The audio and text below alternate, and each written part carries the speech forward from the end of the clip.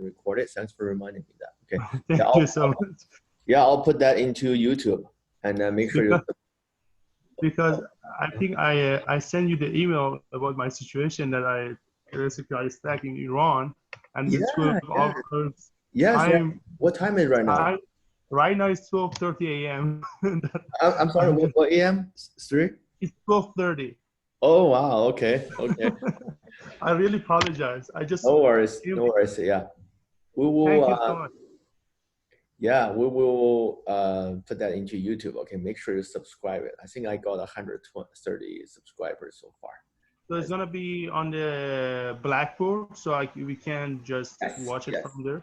So most things I'll try to post in the Blackboard, and then yeah, you should be able to find out most information there. We can also actually try to do a Discord. Actually, is Jimmy here? Let me see.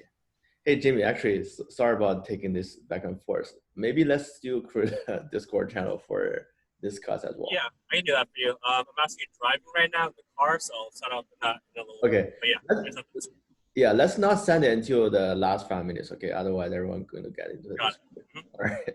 Okay. Well, let's do this, guys. Okay. I started to use this one a lot in the summer. Okay, everyone, please join. Okay, I don't think I need to explain anything. Go ahead and type this URL. And then join that with the pin. That's a little polling thing here, or just for fun. Okay, everyone join that. Let me send this link. It's maybe better than asking everyone to type in the chat window. It's more fun. Okay, so all right. So I'm sending this link here. You can join that with the phone, with your computer, and any devices. We actually made this Kahoot type of thing back in 2014, like real-time polling, but unfortunately I didn't really promote that project.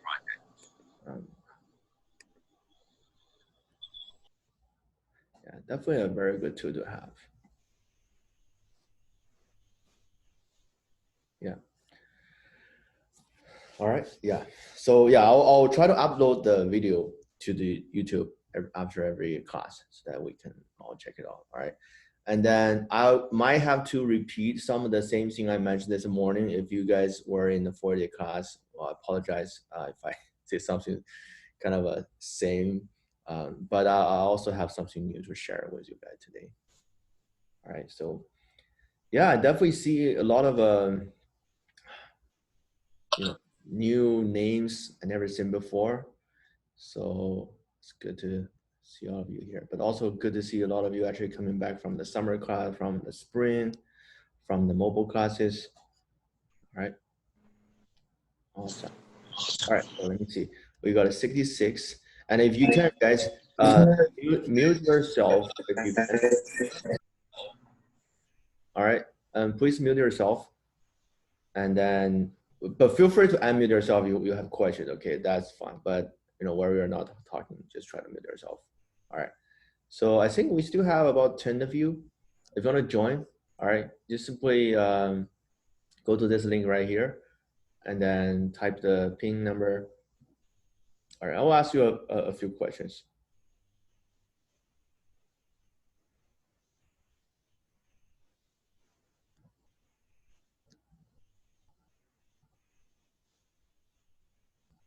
All right.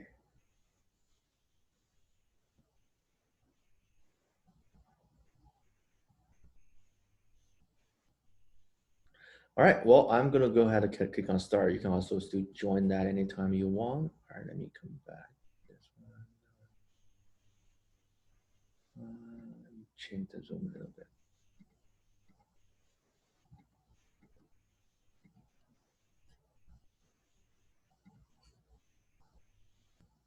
All right, okay, so I'm gonna start. Just a few questions to ask you, okay? Not a quiz, it's just a polling, okay? So, some things I like to start with about your summer experiences. Okay, so what did you do most in the summer? All right, let me actually open this song.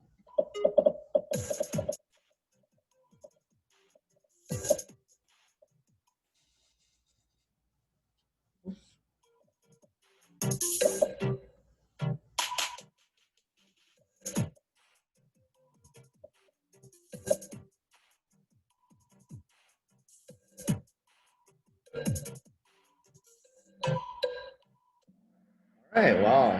Okay, so always as suspected.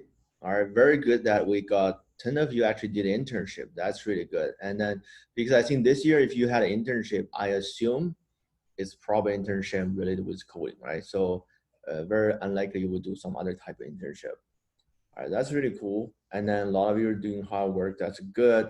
All right, so and then most of you kind of relax. And that's what the answer I got this morning. Okay, most people type home, stay home. I just assume that stay home means that like a games, Discord, chatting, all of those stuff. Okay. All right, only 4 of you mentioned lead code, okay? And kind of the same as what I saw every year. I like to ask this question in the beginning of the fall always, all right? And this is, for some reason, it's not always the major thing you need to do, but I will talk more about this one. This is actually the answer I expect to see more, okay? But if not, if you know what lead code is, we'll talk more about that when you might want to adjust your plan. Okay, so the new semester starts and everything got started. You need to try to plan your future. Okay, very seriously. All right, so that's good to know. And everyone at least had a great summer, so now you can start to do some hard work. All right, so next question. So I want to know how many of you are junior, senior, and when are you going to graduate?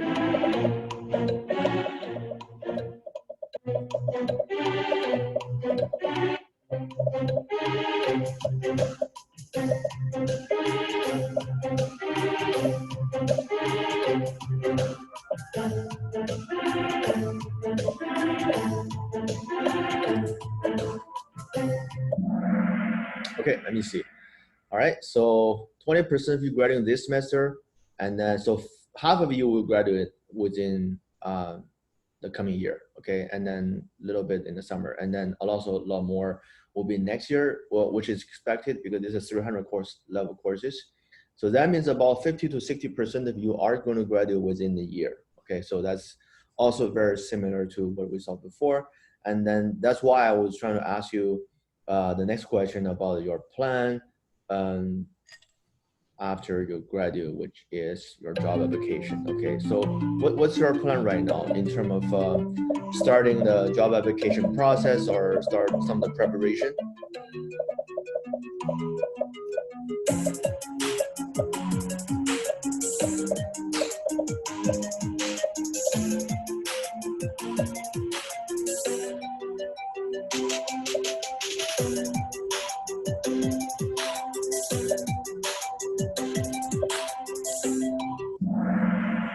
All right, well, very good. Okay, half you will start something this fall because I think 20% of you actually are graduating, and then the rest will start next year. Okay, now this is a really good answer. So this question, I really want you to know that, okay, if you are going to graduate this within a year, okay, by next summer, okay, you literally need to start right now, okay, not the end of the fall, you need to start right now. Okay, 2 reasons. Number one, a lot of you probably are thinking about internships, okay. For internships, for example, all those big companies, Google, Facebook, Amazon, they hire internship every year. And then okay, let me see some of the comments. Sorry, I missed some of those. All right. Okay, Coach Signal, I didn't know that. We'll talk more about that one. Okay, so the application for entry level summer internship started during the summer. Catherine, what do you mean by that? Yeah. So anyway, so that's something I want to talk more. Okay, about internship. So thing number one for internship application. Okay, and interns happen every summer most of the time, May, June, July, but the application of the internship starts in the fall. And also it's become earlier and earlier. Previously it was October, November. Now it's pretty much all September, August right now.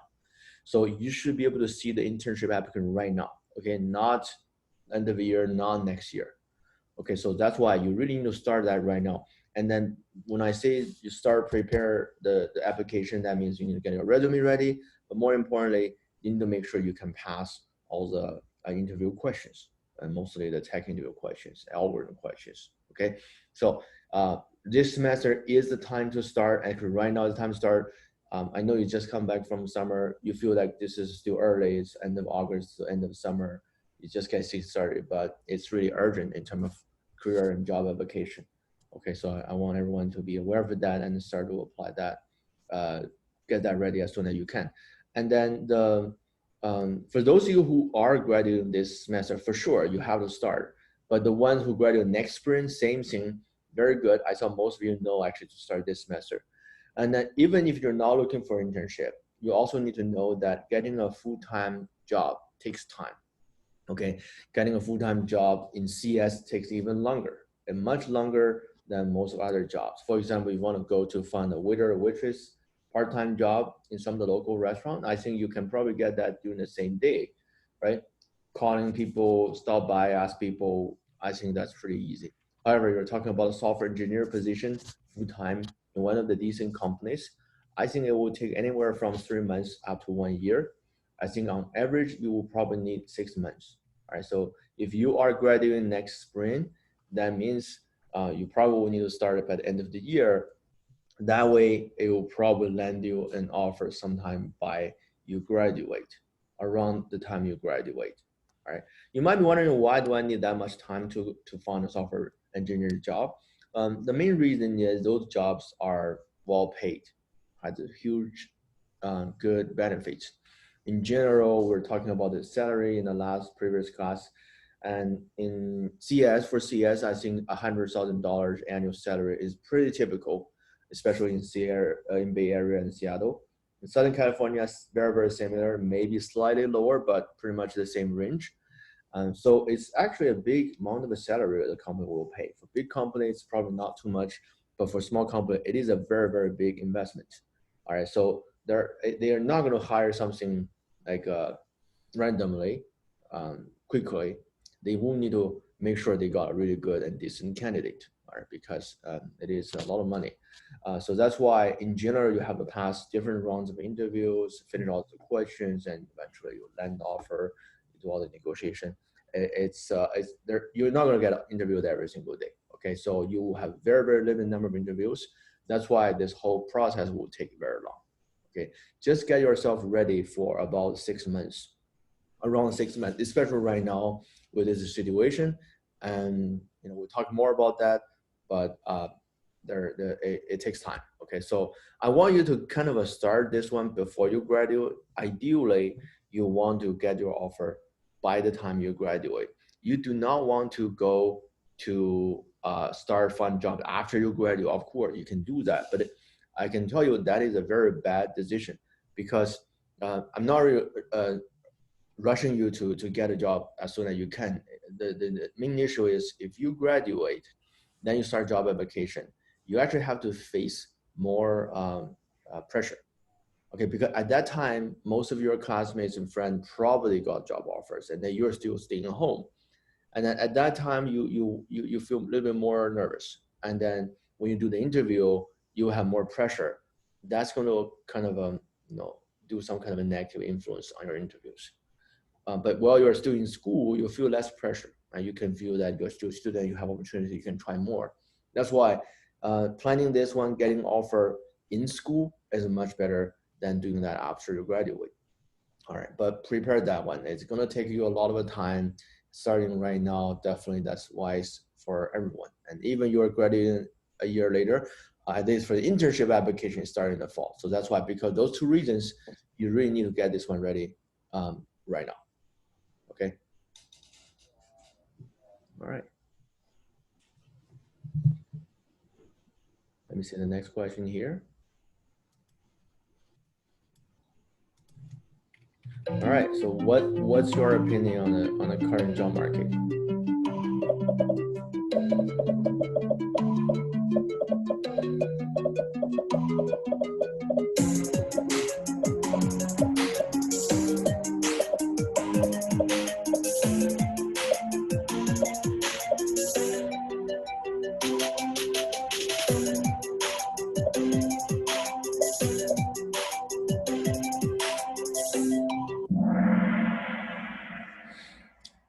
All right. So looks like I think kind of a half-half, right? So half of you feel a little bit negative, half of you actually feel okay. are actually, a lot of you actually feel it's really good, right? So I kind of agree on the positive side. Okay, I kind of tend to be on this side. I don't think it's that good as before, but it's definitely somewhere between a decent, okay level and the best time. Okay, for CS particularly. Okay, it's definitely not all frozen. I have seen what the frozen look like, guys. I personally, I was in school in 2008, 2009, and a little bit 2010. 2010 actually is a lot better. 2009 probably was the worst. Okay, worst of all time. I was still in school. I didn't look for jobs, but my like friends in the same lab, and he's a master student, and then he was looking for jobs. And I can tell you, at that time in 2009, I saw him trying to send application resume every day. If you go to like Indeed, Monster, all this website, pretty much there's no positions. And companies, big companies, go to their career site, no positions.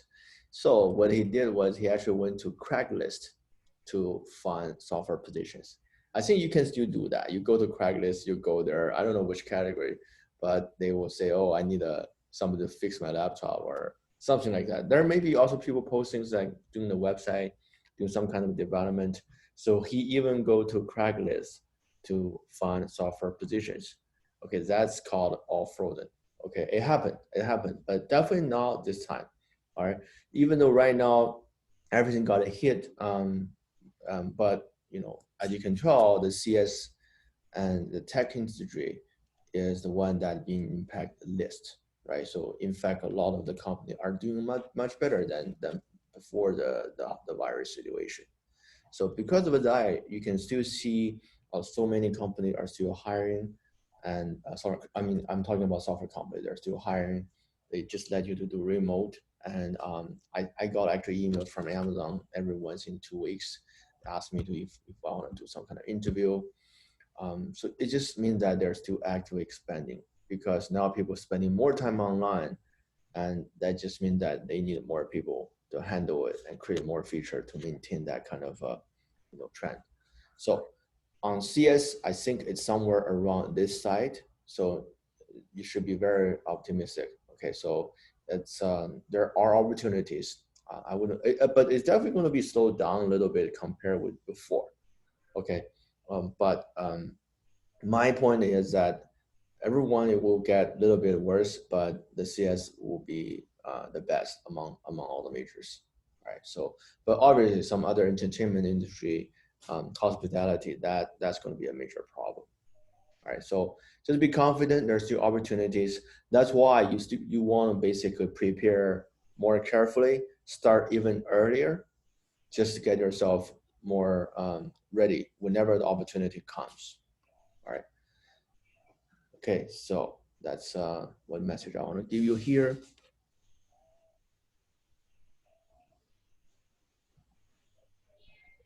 Yes, so for the internship, okay, so obviously you see the internship got canceled, especially in the past summer. Okay, but I would say most of those happen in the small companies or mid-sized companies.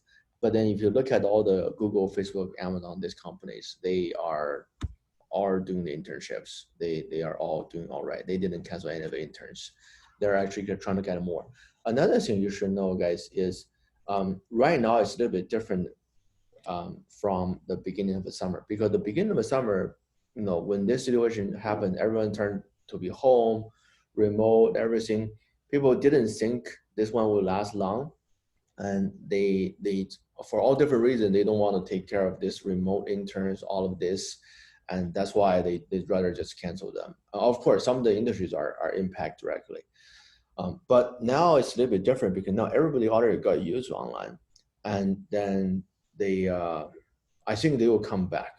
I think all the interns opportunity will start to see that more and more. Okay, I do know a couple of students who actually got some of the good interns opportunity before the summer. I forgot the company name, but they're doing something about this online like ticketing, a little bit similar to Ticketmaster. That intern was canceled, and that was actually a very good student, but that's very expected because the Ticketmaster. Think about that one. That's basically one of the company probably impacted very badly because of the virus. But I think except that one, those kind of companies, I think in general, I'm pretty confident the internship opportunity will come back. Okay, because now I can tell you all this become right now, like Amazon, LinkedIn, Google, they told their employee to stay home probably in April already, just to get ready for the whole year. Okay, they're pretty okay with all the remote work and work from home. And so the situation right now looks like, I think we had a department meeting yesterday, guys. I don't know what do you think, but I think you probably need to just prepare for this whole year to be online. I think that's something very realistic, because in the winter, Christmas, early next year, I think the situation won't be too good because of all the flu season things. So I think probably next spring we'll still meet online, and so because of that, the company will get used to the situation. They will actually still provide all these opportunities. Yep. Right. Yeah. So I definitely agree, Catherine, that a lot of the company do stop positions, okay, for different reasons. But I think the trend is, if they are the tech company, they're not directly impacted. I think you will start to see more and more of those being opened. Yeah, because there's no choice. Okay, so they have to get new people, new interns, and then they will just do it online. I think previously the main reason was just all these uncertainties. They just don't want to execute all the internship online. So right now, I think it's quite different. All right. So a good example would be if you look at the K-12 schools, middle school, high schools. Now this semester, even though most of them are doing online, but they are doing much better than the spring, right? So right now, almost every school is doing the live classes. But in spring, the teachers they don't have a resource, and then they can't do all the live classes. They just post all the homework for students to read things by themselves online. Okay. All right, so that's just kind of my what I see here. All right, so nothing to worry about, but that means that you need to do a better preparation. All right, so last question.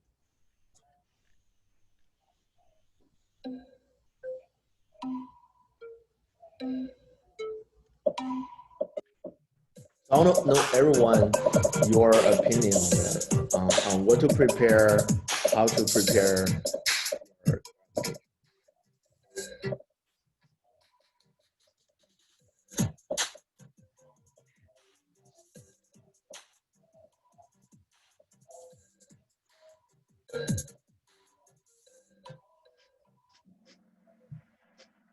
All right, so let's talk about this one.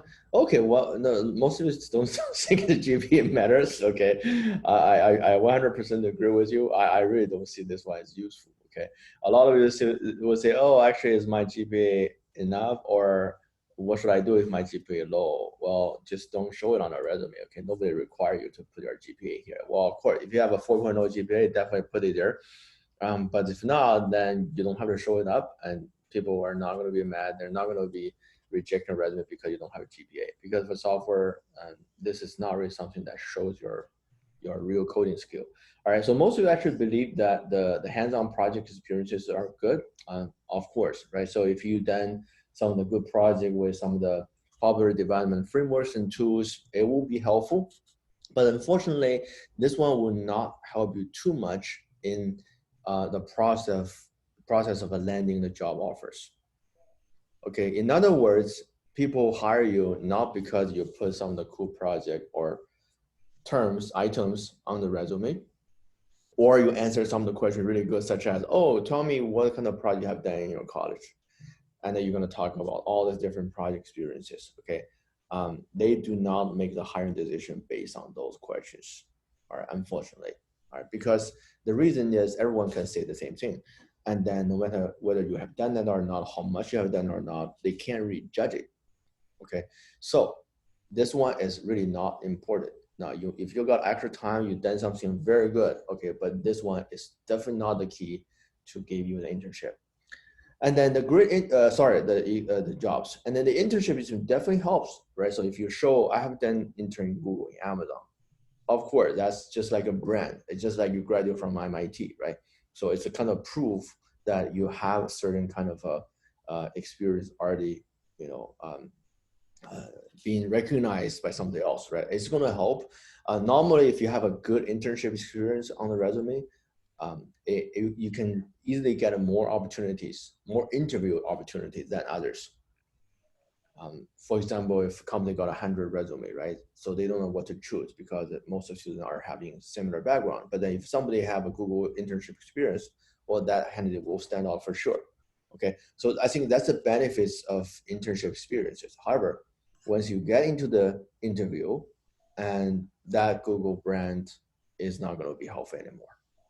All right, because at that time it will come back to the regular interview process. Okay, so based on this question, I think this class probably is younger than the 480 class. I mean, I'm talking about the students in general. So that's why most of you actually focus on this side here. Okay, 20% know this is the most important. Okay, if you ask me the correct answer, here's the correct answer, guys. Okay, so all of you should pay attention to this one very, very carefully. Okay, the key to be successful is your skills in coding, especially coding those data structure and algorithm coding questions. All right, simply because when you get to the interview, they're not going to ask you a lot of this random behavior questions such as what kind of project you have done before, what are the challenges you overcome before, those kind of questions. Okay, it's very, very meaningless, and they will actually start with street coding questions. Okay, write a code to sort this, to count the frequency of the words in a very efficient way, something like that, and then you have to code it and show your solution. That's how you can pass all the coding interview questions. All right, so that's what a company do to do hiring. That's why I asked you what's the most important thing for you to prepare, and the answer is right here. Okay, now this is related with the question I asked you in the first one. What did you do in the summer? That's why I expect everyone to do LeetCode, or some kind of alternative kind of practice. Okay, not a lot of you were doing that. I think one reason is you just got slack, you don't want to do it. Another reason probably didn't really know it. So that's why I want to be very clear here before our class, because I'm teaching this topic. Yes, I'm also teaching some other topics, but your goal eventually is not really to get all the GPA to finish the courses, because that's pretty easy goal for you. It's a very minimum requirement for you. Your goal here, going to the college, choose CS major, is to find a really good job in the beginning of your career, make a lot of money, be successful later on in the longer term. Okay, so if that's your goal, you might need to think about, how do I get that first job offer, right? And then this one is the key. All right, so since you guys are already in junior, senior, you need to start kind of think seriously about your career. Okay, don't feel like you are still a college student and then just study and do the homework and finish all of this. That's not the most important thing. Okay, so just like the 480 class, I will recommend two things for you to look at cracking the code interview. All right, so if you know nothing about the job interview process, okay, you need to actually take a look at this book. All right, so this book basically has two parts. The first part talks about the general job application process, how the interview is conducted. And the second part, I give you a lot of sample questions. Okay, so again, if you know nothing about the tech interview, you need to look at this one first, because that one give you a interview 101, so that you know how the software company hire people. That's really important, especially for the ones who did not choose this answer here. That means you probably want to read this book a little bit. Okay, so I'm not really saying you have to buy it. Okay, so you can just find a PDF online pretty easily. Okay, if you Google for PDF, there's just so many of those people posted all different places, because this is a pretty famous book. I'm not gonna click on the links, but you can easily find the PDFs online. All right, so that's the book you can start with. Okay, to know more about the interview process. Now, once you're done with the book, you need more practice, consistent practice, and practice every single day till you get your offer. Okay. Some of the good places, the most famous one is the LeetCode. All right, I'll send that one in the chat as well. And Catherine told me there's some kind of a alternative. I think this one started to ask you to pay for it. And so you go here, you look at the problems, then there are, I think, 1,500 questions so far with different levels. Okay, you can see find the longest awesome subscreen, fix product name format, make a string grid, find a case bit in binary string, this kind of questions. So the company will actually tell you one of this kind of question, and then you need to actually type it somewhere to just do the code, just like this one right now. And they may not use the LeetCode platform. They may use Google Doc. They may use some other editors. It doesn't matter. They will just give you a question, and then you finish the answer. That's how you do the interview for all the software companies. Okay, I talk about this $100,000 job. Okay, it really doesn't matter where you graduate. It doesn't matter what kind of behavior question you answer. What really matters eventually is how many questions you can finish, and with good and efficient solution. All right. So code signal. Okay, let me take a look at this one. I haven't seen this one before. And code signal, I know there are kind of a lot of alternatives to LeetCode right now. Okay, so yeah. So what's the special thing about code signal?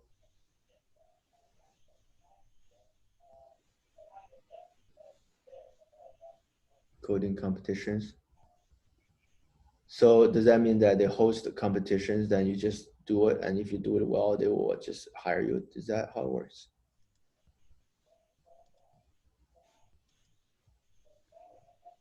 All right. Okay, got it. Yeah, take a look at this one. Yeah, there are actually quite a lot of this one competitors, but then LeetCode was the most famous one. They started really, really early. All right, so yeah, these are the information I want to give you in the beginning. You probably never thought about this one, okay? But it's really the time to start thinking about all of this. Okay, if you're a freshman, sophomore, we don't need to talk this one. But if you are in a junior, and then some of you are graduating within a year, if you don't really start taking some actions, it will be too late. All right. So that's why, even though this course, the topic is really useful and interesting, but it will not help you too much in terms of job application. Okay, it will. This one is a little bit different because I will talk more about this one. Some of the questions you will have those, like a interview question may have some of the questions about designs, and then this course will be a great help. Okay, so I'll talk about, but those questions are the only takes small percentage of questions. Most questions are still destruction algorithms. All right. So any questions so far?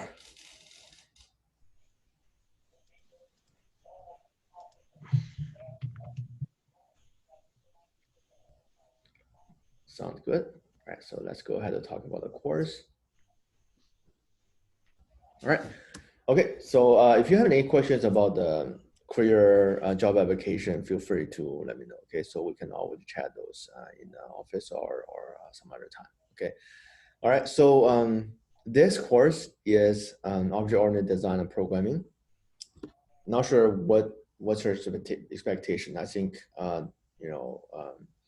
when you see the title, I don't know what's your idea in your mind. Okay, but I don't think you will know exactly what we'll cover. But to summarize it, this course is about software design. Okay, and one of the most important topics we'll cover is something called design patterns or design principles.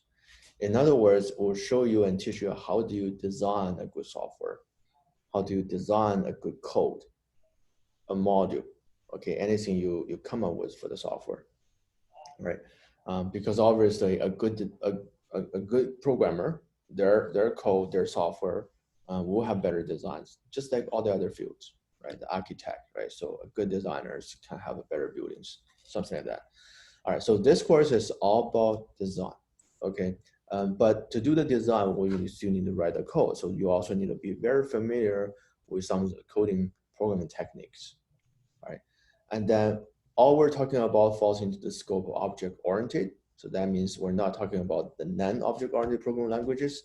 I don't know if you guys used some of the non-object-oriented programming languages, but yeah, these are the things we'll actually highlight. How do you use object-oriented programming languages to do the best design? All right, so that's pretty much the goal. I also really like this one. This is actually the first course I teach since fall 2014 when I just joined Poly Pomona.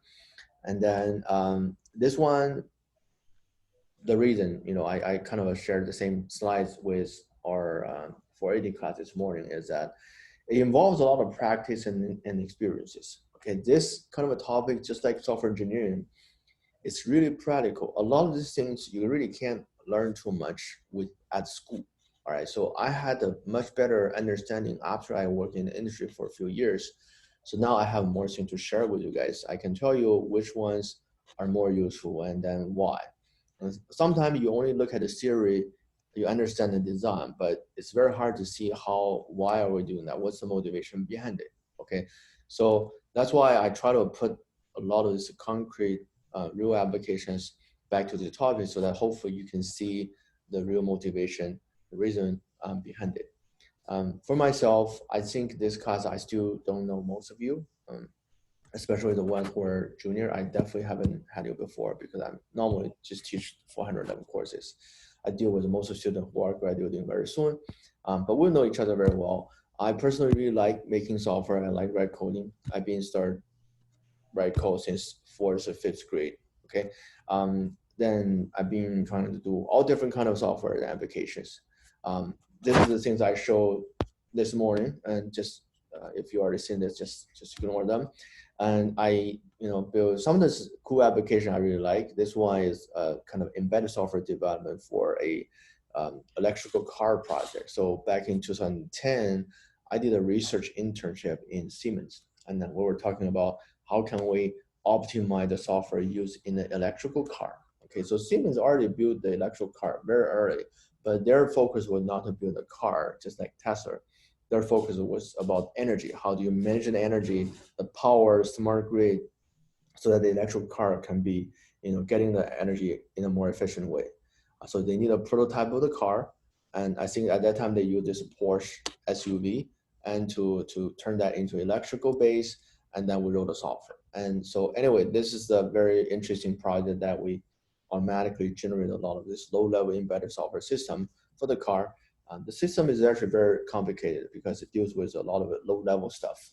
All right, and then we did another kind of a project with a German company, Mercedes, and then this one is mostly about their robots using the assembly lines. Okay, so we had a program and application on how do we optimize the robots? How do we make sure that they don't hit each other? Follow a safe and secure sequence. But at the same time, is there anything we can optimize? We can improve the whole throughput, right? So there are also a lot of applications that we do to analyze that and to give recommendations and suggestions. I started my real software career back in 2011 and in Amazon. So I was working on this very cool project called Amazon Silk. So we're building this web browser for Amazon's tablet. It's called a Kindle Fire. And then the browser is a little bit special because we use a lot of cloud computing to power this browser, to make the browser faster. So a quick example, for example, if you are using a browser on a mobile phone, and if you are not on Wi-Fi, if you're in a remote area, you don't have a good reception. The internet might be very slow. At this time, if you want to load some kind of rich pages, if you want to load, for example, CNN.com, if you want to load Facebook, for example, a lot of images and videos, okay, it's going to be very, very slow. But now we actually ask the cloud computing servers where they have very good internet connection, very powerful CPUs for them to load those resources. And then we send those resources back to the phone. It turned out to be a lot faster than your phone to loading those resources directly. All right, so that's kind of an optimization we did for this project. It's a very, very cool example on how the cloud computing can be used to support your mobile phones. The regular like a software, like a browser. Okay, it's fundamentally changed the way we build the browser. After that, I started working on some of the startup companies, and this is the one I did with one another professor. We did a mobile AR back in 2012. It was very, very early, so we can recognize these objects such as houses, and had more examples here. You can recognize, for example, on all these stores on the street, and then we can see which store it is, and then we can pop up things like coupon, find the reviews, you can find out maybe some of the menus, and just give you a better way to retrieve the information. rather than just Google and find all the results from the list. And then we did a mobile cybersecurity startup company that we optimized, not optimized, we modified the Android operating system. We added a lot of security features so that we can control how the phone will behave, in what kind of a condition you can use, what kind of features. So it's mostly to manage the phone usage for organizations such as government or military. And then later on, we had this cool startup project that we did an indoor navigation, and we try to help you to find your ways in the indoor environment, such as hospitals and convention centers. So in general, you're outside, you use a Google map that works perfectly, but when you go to the inside building, the GPS signal doesn't work, right? So that's why we use the Bluetooth technology and machine learning, try to predict where you are, and then we deploy the system to convention centers, hospitals, hotels, so all of these different places. All right. We did another one on, this is another startup company, okay? They do email tracking. So we actually build a mobile and web applications to support the kind of tracking software. Okay, so the problem they're trying to solve is, if we are, for example, the sales and marketing people, we send email to customers, to potential customers, and most of them don't probably reply, but we want to know who actually are interested in the email I send. So one way to tell that is that, how do I know if they open my email, or how many times they open the email to read back and forth? Because these are the things you don't have in the regular email system, but we actually build a software to enable that. The technique is really easy. It's something called pixel tracking. That is a technique, built 20 years ago. Basically, it's a very smart approach that when you're sending their email, you can also attach a little pixel image one by one at the bottom of your email. And then when people are opening their email, they're going to open and load the image. And nowadays, most of the email system will by default load all the images, display the images. So when they're trying to load that pixel image, the pixel image is hosted on your server, so that you will know that people are loading and requesting this image. So you know that they open the email. They know when they open, they know how many times they open. So that information becomes really good information for sales and marketing people to use to identify the right potential customers. Okay, so that's kind of a project we did. Very interesting. The company is going really well right now, actually. So only like 3 years. And this one is about how do we measure the stress.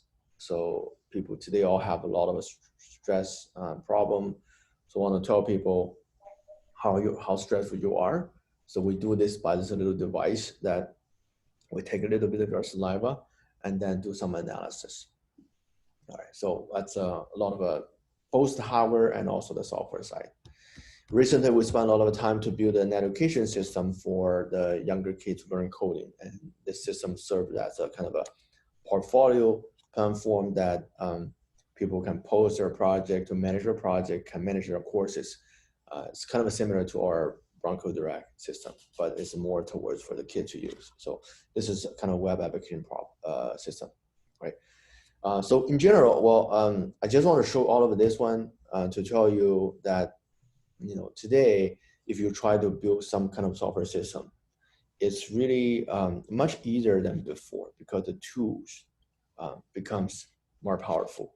You write less and less code, especially when you use some of the new languages compared with Java, C#, C++, some of the new languages like Python, Node.js, JavaScript. They can do the same thing in a much more concise way. And also a lot of the open source project available today. If you want to do some kind of AI project, you can often easily find out the things that they're being trained and have a pretty good result that you can take and integrate that with your application. So what I'm trying to tell you is, it's a very good time to be CS major, and you can really, just by yourself, you can build so many things. You really don't need a big team.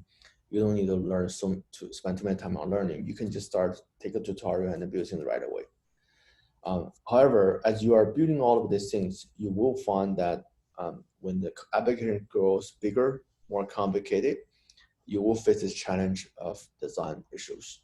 Okay, very often you see the software in the beginning, it started really well, but after some point you find that, oh, I have so many files, and when the code, for example, the number of lines of code grows over 1,000 lines of code, you start to see that when you try to make some changes, it become harder and harder, and it's more likely you will break things. Okay, so those are the scenarios where you will need a lot of design experiences, and that's when you can tell when a experienced developer um, can do things much differently from a junior developer.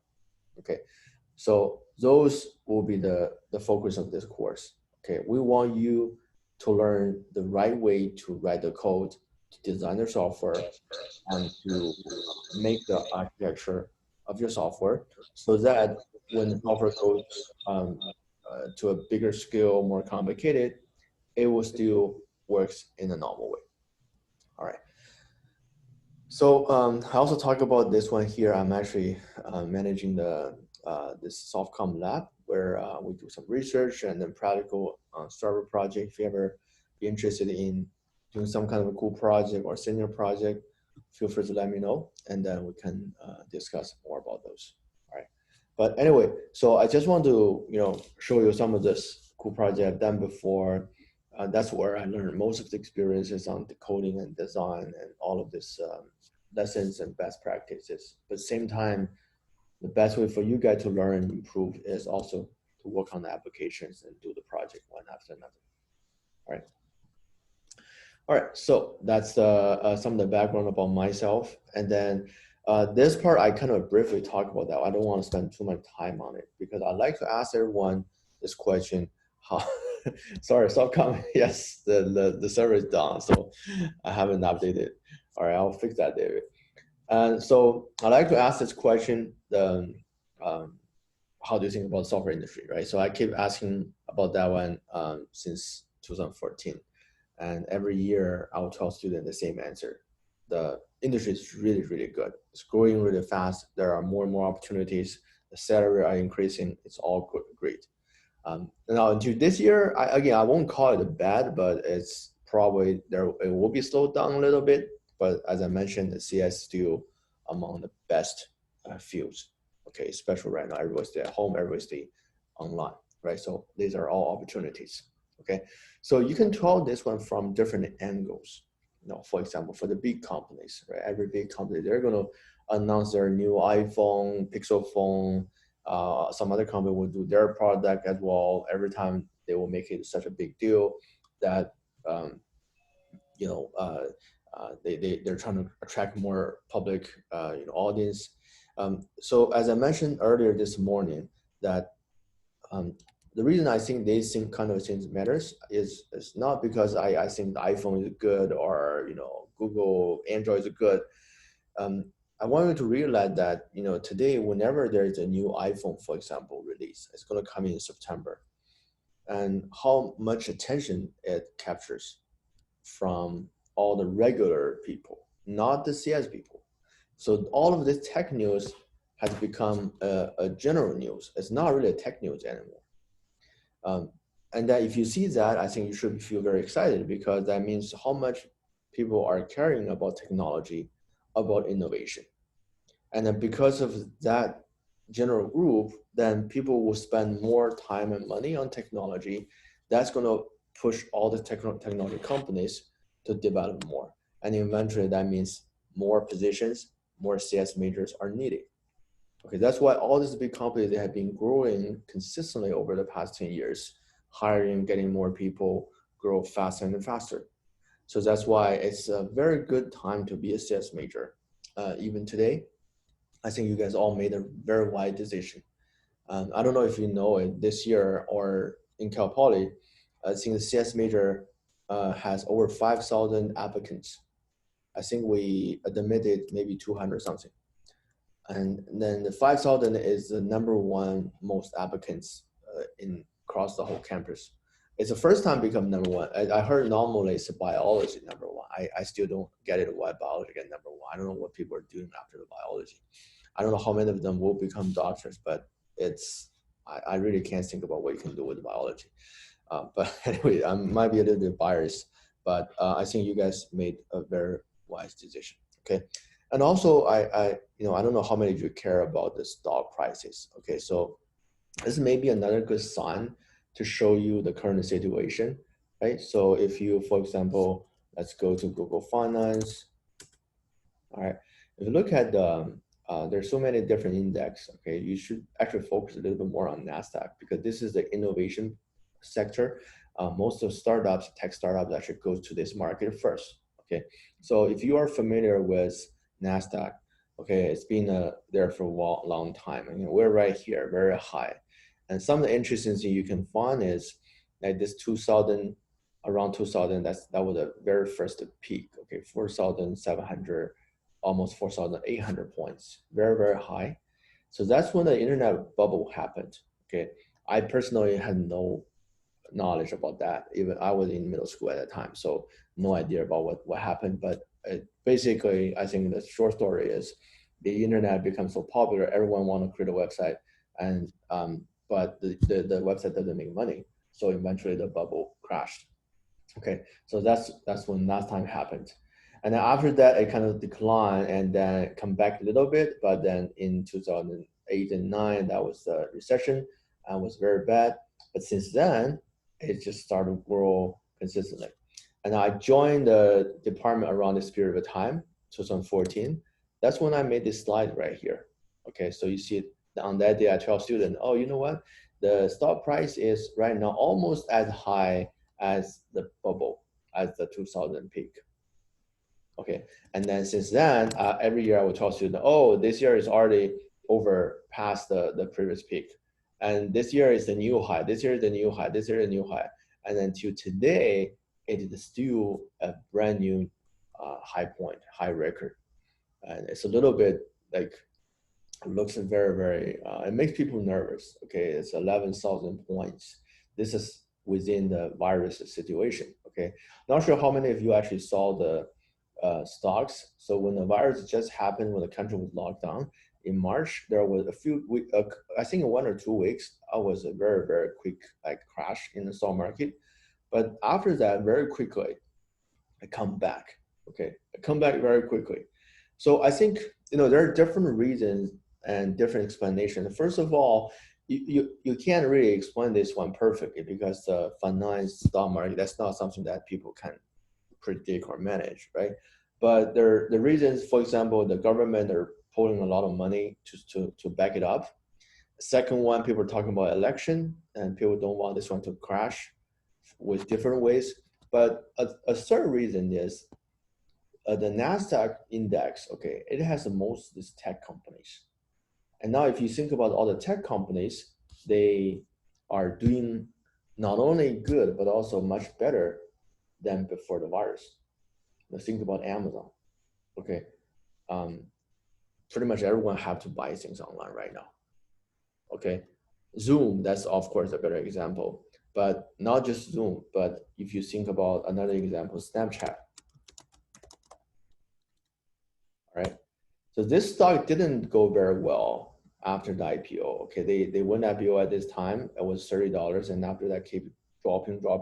Some of my friends actually leaving the company and dropping at the lowest point is only $4, $5. Okay, that was when all the engineers got so frustrated. Okay, they got a lot of stock. They got $1 million right now, only probably 20, 200, $300,000. But after the virus, it comes back. All right, so this is one good example. You can imagine that now people spending more time online, and that's the only thing they do. So, but not just for the Snapchat, but anything really with online, mobile, CS, they're doing really good. That's why I tell you that these companies are still hiring, and so it's a great time. Also, if you see some of this major company, I talked about this example this morning, Facebook. All right. So for Facebook, they went to IPO at this time. Okay, that time I just started work. Okay, it was big news, $30, $30+. And then after that, they start dropping a little bit and to 20, the lowest is 19, 18, didn't do very well. And then I shared this story this morning that one of my friends that time in Amazon, he was interviewing Facebook and one day he got offered next day he seemed to be really excited. I asked him why. He said, oh, I got an offer from Facebook. I said, congratulations. So what's the offer? And then he said, well, the base salary was $140,000. Not bad, pretty good. But what made him excited was the stock. So at that time, he told me that he got 500,000 worth of stock. So the company basically gave you, $500,000 worth of stock. At that time, I think the stock was about like $25. Let's say 25. Okay, that means they gave him 20,000 shares of stocks at that time, which is worth for 500,000. Okay, with that, well, if you go right now, it's 290, $69. So that means it's worth right now $5.3 million. Okay, pretty much 10 times more than that time, right? So over the past years, you might be wondering, did he actually sell the price? I can tell you 100% he didn't sell the price, because if you see this stock price growing like this, why are you going to sell it? Okay, you're working in a company, you don't need this money to buy anything. I think the stock will stay there just in his account. I'm pretty sure he still have that many, not to mention some of the new stock he got after 4 or 5 years. Okay, so this is kind of the trend, the growth, all the benefits you got from the tech industry. And you might be wondering, okay, so you're talking about like a high level person, right? It's actually not. Okay, this is actually my friend when I just joined Amazon. Okay, he was just a software engineer. Okay, nothing really special. He wasn't a director. He wasn't a VP in Facebook. Okay, just a regular software engineer. That's what you can get from this kind of company from the stock. Okay, great time. Okay, like right now you see the Facebook doing a lot even better. Okay, I still have a little bit Facebook stock. Okay, very, very little. I actually had something right here, $60, but it's very little. It's not really worth to mention. But however, the point of showing all this stock stuff, guys, okay, don't misunderstood. I don't want you to go to the point that it's not ask you to buy the stock right now. Okay, that don't take me wrong. I want you to see how the tech industry has been growing. Okay, and I can tell you, as an employee, as an engineer in these companies, you are growing with the company. When I was in a company in Amazon, okay, one last example, guys, in Amazon, all right, when I was in a company at this time, it was 2012. Okay, the stock was $200. At that time, I really don't take it seriously, because Amazon, they gave you a worth of $45,000 worth of stock. Same for my case. I think, oh, okay, so it's only 45,000, 50,000, and it's the stock was already very high, so it was $200. So what can I do with it, right? It's not going to be double. It's already this high, and how could Amazon become $400? And then right now, well, if you do have all those stock right now, it's already like, again, 10 times, actually 15 times more than that time. All right. So I think that shows, again, I'm not really showing you such a great way to make money by buying stock. I'm trying to show you how good the opportunity is in the tech industry. And then you don't see this kind of graph very often. For example, another good company you might want to look at is Starbucks, right? This is actually a very also good company, high valuation, and then it goes pretty good. But now you see their trend is not like Facebook or Amazon. Okay, they got impacted very badly because of the virus. Okay, so not every company, but the tech company definitely really good. All right. So again, last advice: don't spend your time on stock market. Okay, it's not worth it. When you don't have a lot of money, when you're still very young, that's going to be a waste of your time. Okay, just do something more concrete. Get your good job offer, get some money first before you enter in the stock market. Okay, it's not worth your time. Don't think that you're smart, you can write some program and you can make money. It's extremely difficult and more difficult than yourself. Okay.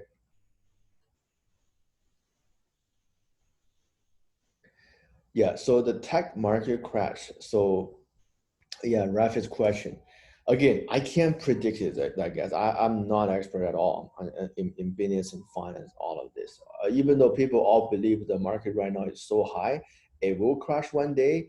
But nobody know when that's going to happen. Nobody know how much it's going to crash, right? For example, in March, it crashed a lot, okay, but then nobody can predict it actually comes back this high, or whether it will continue and come back again. So again, that thing, don't try to time it. Okay, you can't do that. That's why I want you to focus on something more concrete.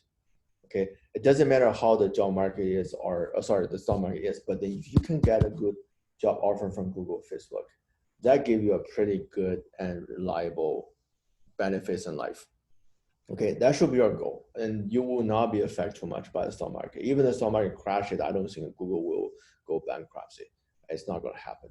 All right, so that's why set up your right goal, and then to manage the things you can manage. All right, always trust. I don't know how many of you guys are actually doing stock. Okay, it's pretty much waste of the time. If you do it long term, that's okay. For example, you save $1,000, you put it, you don't want to put it in the bank. You buy some stock and then you put it there.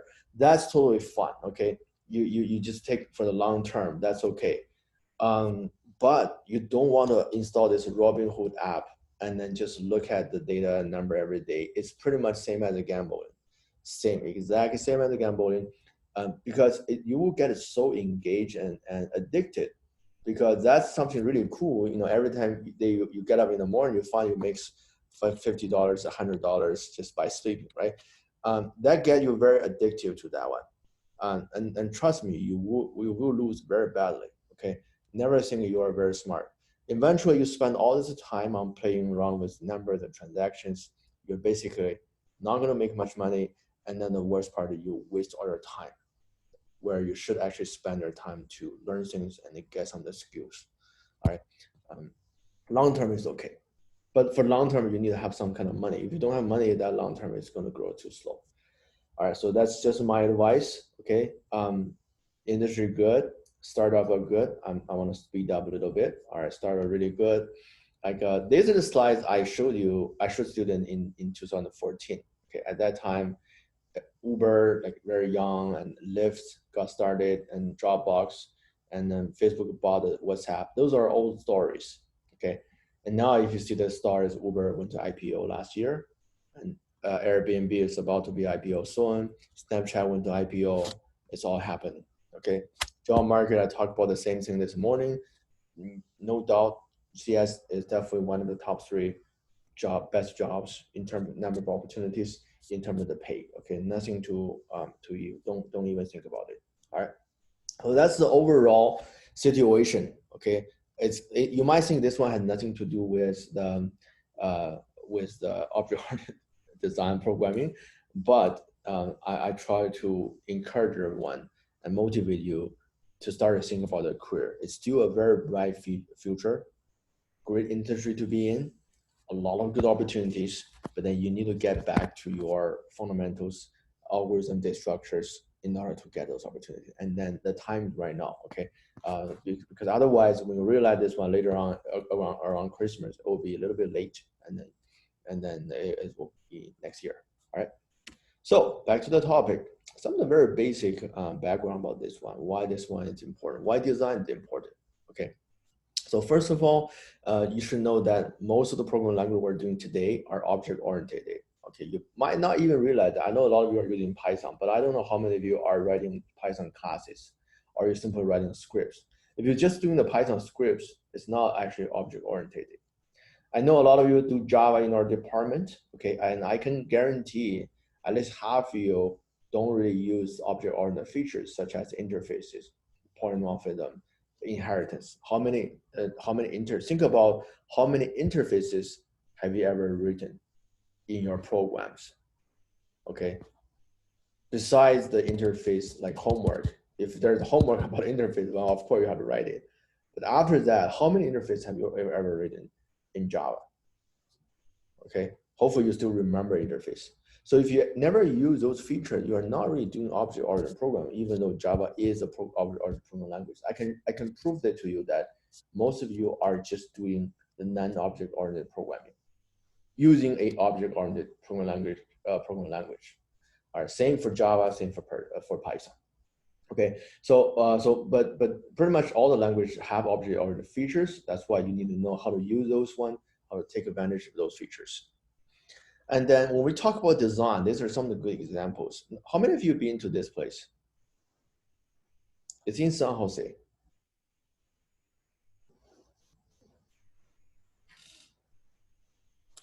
Nobody?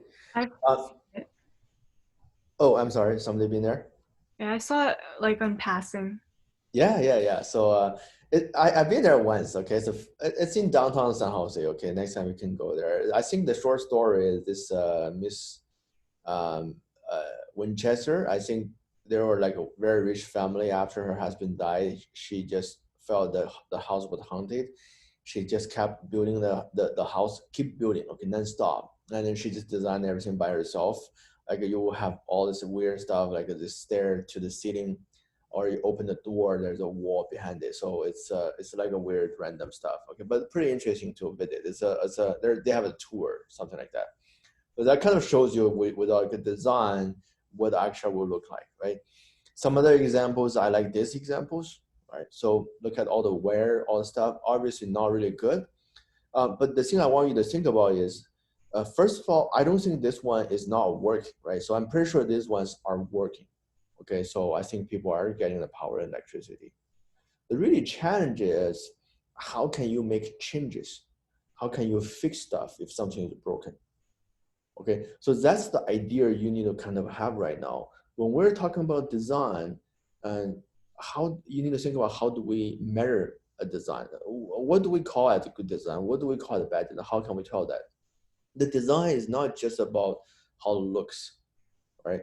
In software, the design is all about how easy you can make changes, how easy you can extend it, how easy you can fix a problem. So that's why this is a really bad design, because there's no way for you to make extensions and make any kind of changes. All right. This is another very cool example, not really CS, but kind of reality. Tacoma Bridge. Okay, so basically they built this bridge and then it's not really working. So I got a video here to show you. So let me just play this very briefly.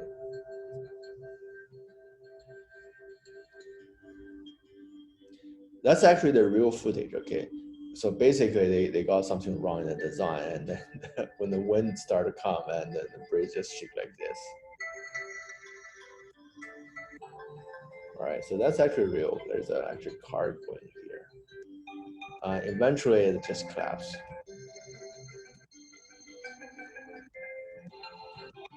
Where is the collapse?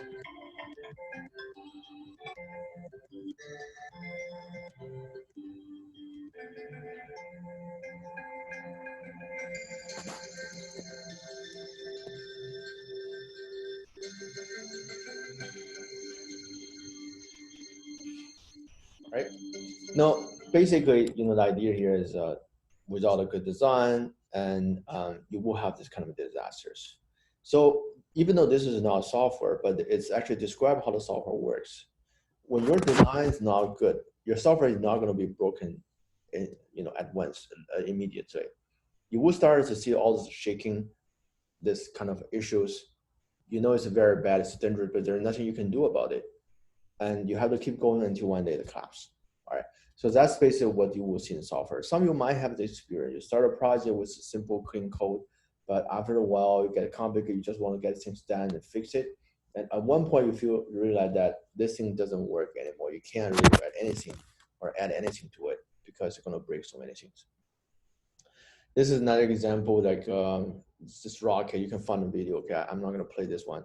And so basically the rocket was launched and then it was broken. And it turned out to be some kind of a software error. Okay, so it's pretty bad consequences. Okay, so this design definitely plays so much important role in all of the software systems. And so also the design, as I mentioned, that's how we differentiate the good developers and the bad developers. So a lot of students like to ask me this question. I heard that, oh, the software industry is only for young people. What if I get to my 30s and 40s? Can I still compete with the younger people? The answer is absolutely yes. Because when you are young, like you guys right now, you guys are all energetic. You can do whole night coding, no problem. That's good. Nobody can compete with you on that one. But your code kind of sucks right now. All right. And then these guys, you just look at they're older, but then they might be able to code this thing better and quicker than you, not because of energy, but because of experience, because of design. Okay, so you might be able to produce a larger number of lines of code, but it doesn't mean that your software will be built quickly. So I don't know how many of you actually know this, some of this creator of C, C++, Java, Linux. This guy I forgot, Ruby maybe. This is a Python guy, right? Anyway, so take a look at some of these great programmers. Okay, so they are definitely have a lot of this design ideas behind them.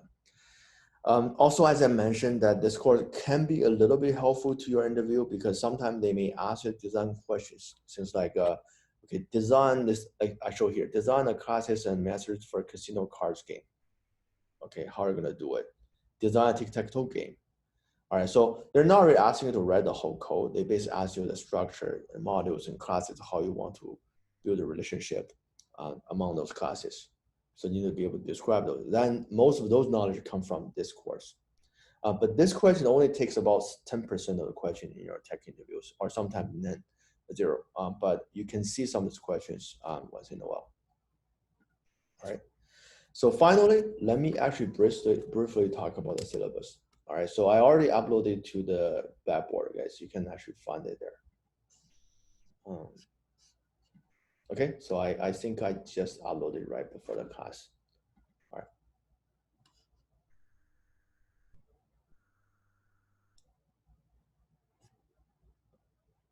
Yeah, the Boeing, yeah, that's a good example. But do we know if that's like a software error?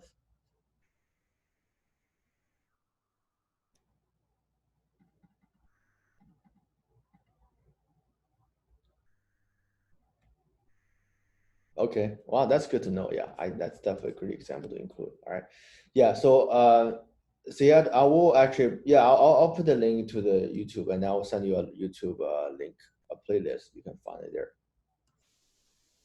All right. Okay, so let's go through this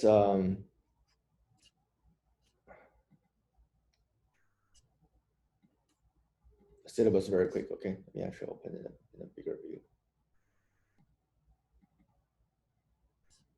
Oh, by the way, before we forgot, okay, Jimmy sent us a Discord group. Okay, let's all join that one for discussion, for questions. Major announcement, I will always put it in the Blackboard, but just in case we need some communication, I think the Discord is much more convenient since everyone's on it, right? Okay, so guys, very quick on the syllabus. Okay, so our class time Zoom meeting, I'm not gonna change this meeting, so the same one.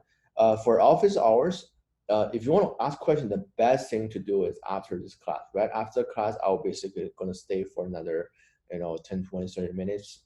If you want to chat privately, we can create a breakout room. That's the best time.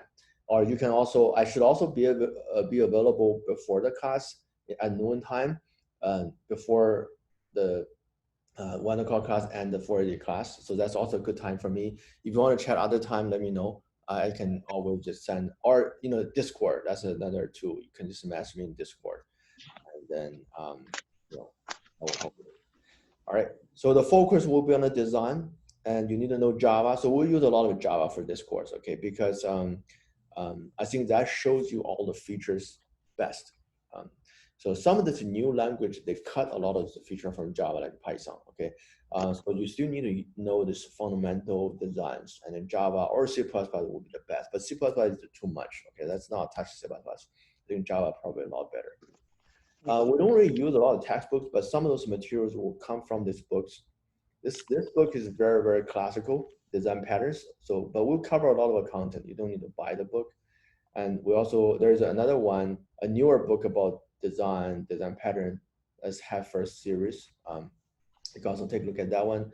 Clean Code is also another good book to have to talk about some of the code stuff. So for the work, we'll make it very simple. We'll give you 3 programming assignments. Okay, these are not projects. These are individual assignments that you have to use the principle we gave you in class and then try to write a code. Not much documentation, just try to apply all the principles to create those code. Okay, so there will be 3 of those. And then there will be a little presentation at the end. This one is for you to invest and research some of the design problems, and then to present it. Make sure you know how do you find the design, understand the design, and then learn the new design. Okay, but this one less important. Okay, this presentation is less important, but the programming assignments is the most core part. That gave you a lot of good practice. Now, how do you use these principles? All right. And finally, this is the tentative schedule. Okay, so pretty much we're going to start with the very basic object-oriented design programming, how some of the Java features related with object-oriented. We will talk about some of the object-oriented principles specific to Java, and then we'll turn to more general about OO design. And after that, the most important part of the course is the design patterns. Okay, design patterns. This is the most important thing. And then after that, code refactoring is important. There's some little bit topic on anti-pattern. And then we'll talk about the object-oriented data persistency. And then we'll spend some time on the presentation. And eventually we'll do some summary. All right. So, but design patterns, very important. And then object-oriented design principles, very important. Okay, so that's how we're gonna do the course. All right. So pretty much that's what I want to share with you today. And so the goal here, okay, is number one, I want to try, okay, I will try my best to change the way you write your code. I can guarantee that after this class, especially if you write in Java, I'll make sure that you write Java a little bit differently from right now. Okay, so because right now the way you write Java, I'm pretty sure it's not going to be very professional or object-oriented. Okay, so we'll try to change the way you write your Java code. And secondly, we'll try to help you, again, make the course a lot more helpful to your Java application, no matter whether it's design question or just gain some of the practical experiences. All right, so just make sure you're refreshed on Java, okay, very important, guys. Really important. And C++ is okay, but I still recommend Java. And if you've never done Java, if you know C++, it's going to be a very easy transition. Okay, so it's easier than C++. Okay, so we're going to use Java most of the time. All right, so that's, I think, all I want to share. And let's all join the Discord. Okay, guys, let me just open it and then join that one just for easier communication, but still watch for the Blackboard. By the way, is anyone still in the waiting list? If you want to join, email me your Bronco ID. I'll add you to the class, okay? All right, so any questions so far?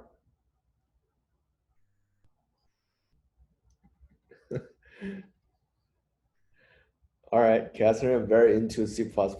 Okay, yeah, I won't call it superior. I had a different opinion. I started with C++, but I just realized no, I don't want to come back to C++. It's too much. I prefer easy, simple, fast way to build stuff. All right. Oh, why this thing's not opening? What's going on here? Oh, Discord is crashing. Interesting. So okay. Professor, Yeah, go ahead. As you said, so you're gonna post the link for the recorded on which section? Announcements, discussion board. Yeah. I'll put it in the Blackboard. Blackboard is a place where you can find everything. Yeah, but on which section are you gonna post it on? Announcements, discussion board. Announcement. Yes. Announcement. Yes. Okay. For each specific daily lecture we have, we're gonna post it over after the class. Yes. I normally just after I close the Zoom meeting,